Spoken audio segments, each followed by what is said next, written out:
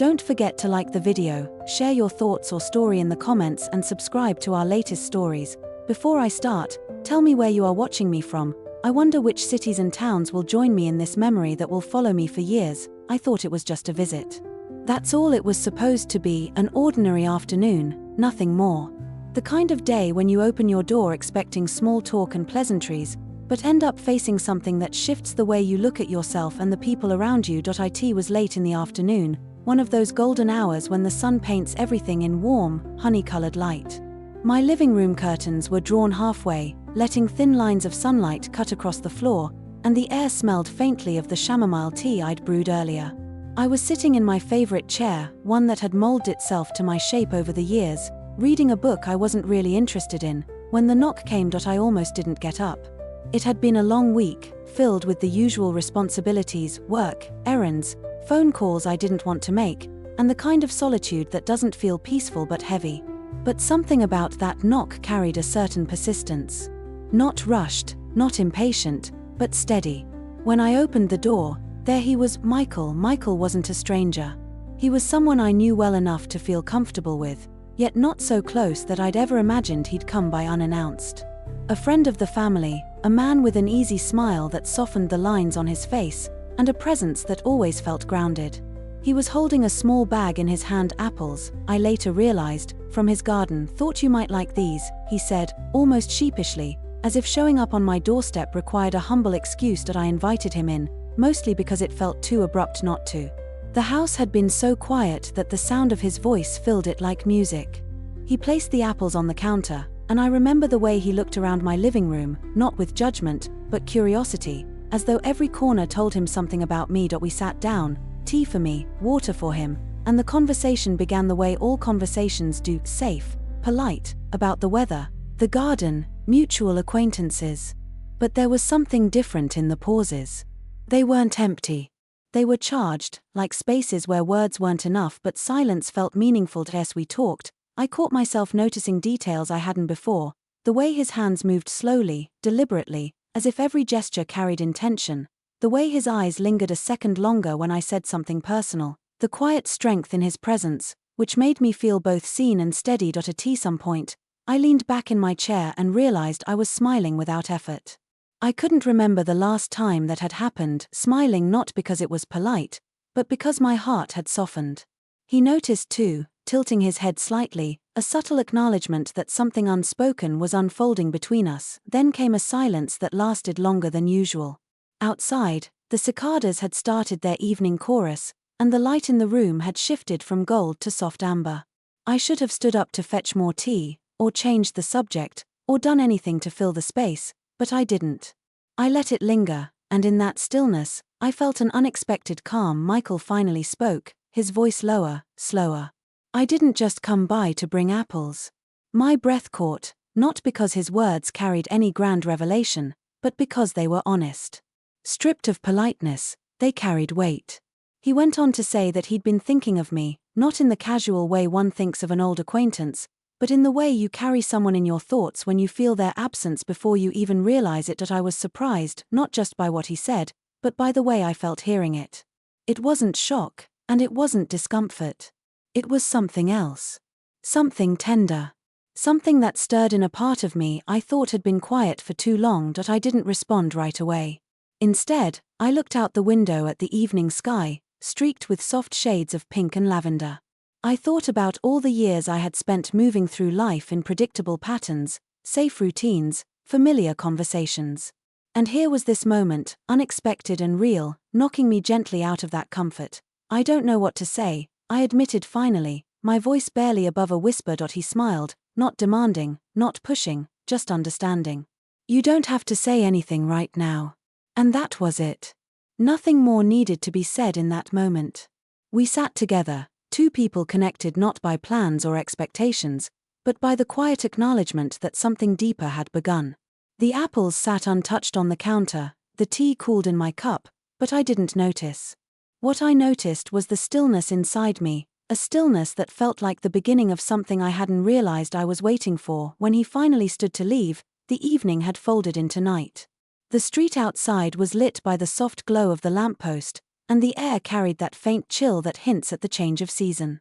At the door, he paused, looking at me with an expression that said more than words could carry. "I'll see you again," he said simply, and when the door closed, I leaned against it, my heart strangely light, my thoughts tangled but hopeful.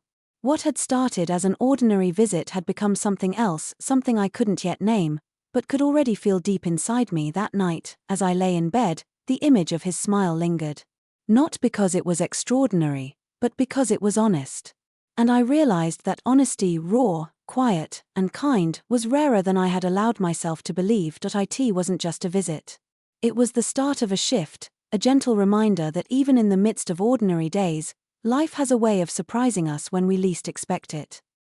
I didn't sleep much that night.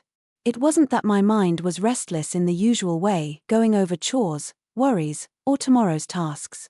It was different. My thoughts kept circling back to the quiet moments Michael and I had shared.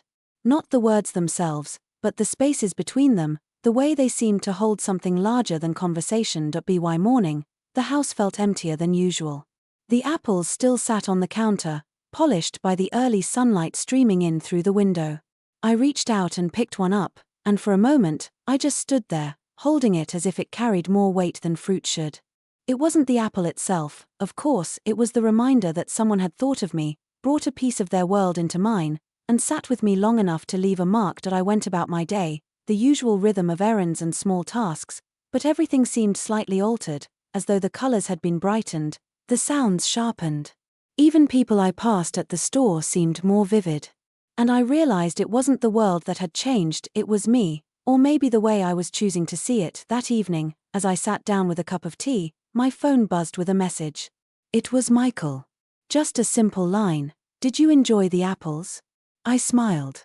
Such a small question, but it carried the warmth of someone reaching out, bridging the quiet distance that usually stretches between one day and the next. I replied, telling him they were delicious, though the truth was I hadn't eaten one yet. Still, the words felt right, because what I had tasted was the thoughtfulness behind them. Over the next week, our conversations grew more frequent. Sometimes a message, sometimes a phone call that stretched longer than either of us expected. He had a way of listening, not just waiting for his turn to speak, but really hearing. I found myself sharing pieces of my day I never bothered to put into words before. And in return, he told me stories from his past, little glimpses of the life he'd lived, the lessons he'd learned, and the quiet joys he'd gathered along the way. One evening, he suggested stopping by again.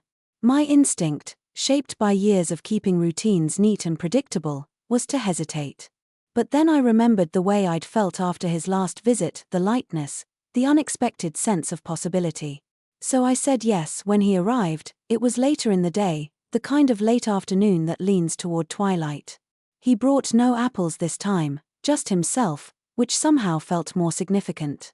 We sat in the same living room, though now it felt different, as though the walls themselves carried the memory of our last conversation. The talk was easy at first, but then drifted into something deeper. He asked me about dreams, not the kind we chase in our youth, but the ones that linger quietly in the corners of our lives, waiting for us to notice them.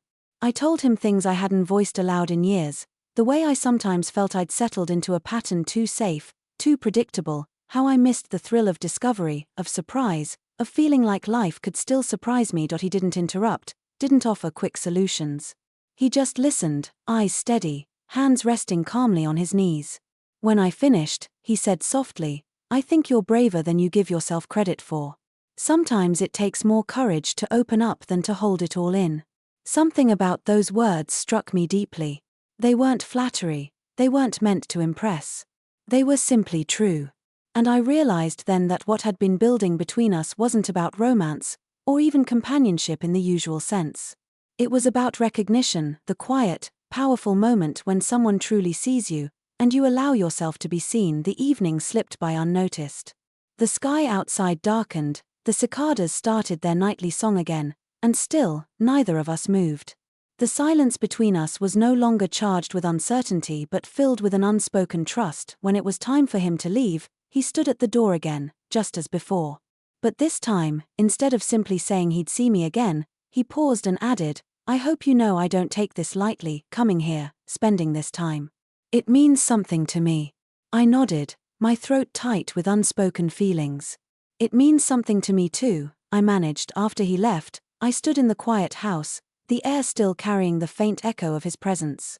It struck me then how rare it is to find connection that isn't rushed, isn't forced, but grows gently, like a seed pushing through the soil. And I wondered what might bloom if I allowed it the space to grow. That night, as I lay awake listening to the steady hum of the world outside, I realized that what had begun as a simple visit was becoming something more, a slow unfolding, a reminder that even at this stage of life, there are chapters still waiting to be written. The days that followed were filled with a quiet anticipation I hadn't felt in a long time. It wasn't dramatic or overwhelming, it was more like the way you feel when you know spring is on its way. The air is still cool, but there's a promise in it, a warmth you can sense before it arrives. That's how I felt every time I thought of Michael. We didn't see each other every day, but the spaces between our visits became their own kind of rhythm. A text here, a phone call there, a shared laugh that lingered even after the line went quiet. It was as though he had woven himself gently into the fabric of my days, not demanding space, but creating it. One evening, he asked if I'd like to take a walk. It was early autumn, the kind of evening when the leaves had just started to turn, flashes of orange and red among the green. I agreed, though I hadn't gone for an evening walk with anyone in years. I remember standing at the mirror before he arrived, smoothing my hair, catching myself in the act and smiling. It felt like a small, almost forgotten part of myself had stirred awake when he arrived. He greeted me with that familiar warmth, and we set off down the quiet streets. The air was crisp, carrying the scent of wood smoke from a nearby fireplace. We didn't rush. Our steps fell into a natural pace, side by side, as though we had walked together countless times before. The conversation started light, as it often did, but soon deepened. He told me about his late wife, not in a way that was heavy or sorrowful, but with a kind of reverence that only comes from a love truly lived.